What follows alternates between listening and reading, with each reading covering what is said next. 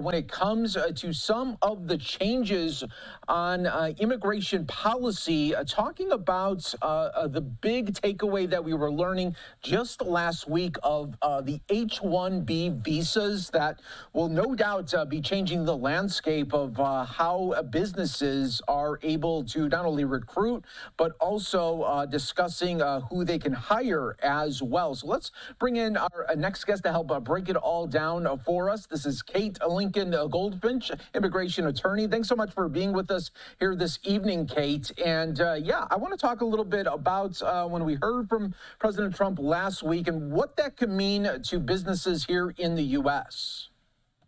So the H-1B visa is the workhorse visa. It's what many professionals work under in the United States. Many of them come to U.S. universities, graduate, and then get jobs in engineering or tech, and they work under the H-1B visa. It's a lottery. There are 85,000 granted each year.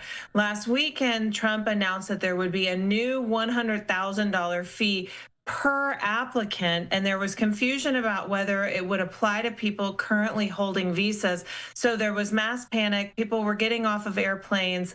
Then toward the end of the weekend, it was clarified that this fee would only apply moving forward. So essentially, in 2026, this new fee is going to apply, and it will be disruptive.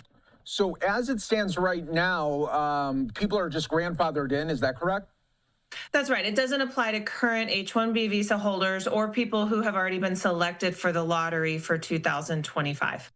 All right, so let's go then in 2026 when this will be happening. Just tell us from your point of view how this could be, in your words, destructive. It's going to be really impactful. As I said, this is the visa that is the workhorse visa. This is how a lot of companies innovate, get patents. They use highly skilled workers under this visa. And it might be that Google or Netflix or multi-billion-dollar corporations can continue to pay these fees, but smaller companies, small businesses, and startups will not be able to access this talent. So it's going to hamper innovation in the United States. We're also going to lose our workforce and our competitiveness to places like Canada, UK, and even China. These other countries are already considering how to capitalize upon this opportunity. It's already disruptive, and so even if it were to roll back, we are going to see impacts of this just because it was announced, similar to tariffs. Now, what about on the other side of it, where a lot of people would say, okay, this is a good thing because this is going to force companies to maybe hire more Americans for the jobs. What do you say to that?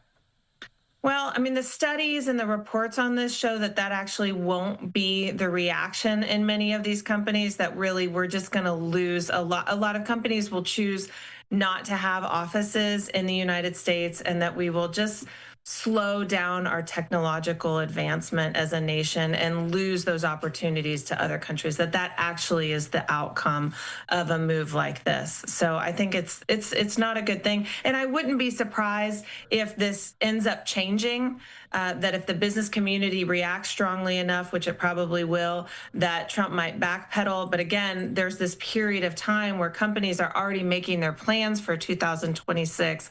And so if they're facing this policy, they're already making decisions about where to move and what to do. So if a few months from now this policy shifts or rolls back, we will have already lost opportunities. Hey, thanks so much for your insight as well as your point of view here. And yeah, it'll be interesting to see how the dynamic changes within the year. We appreciate you coming on and giving us your thoughts. Thanks for having me on.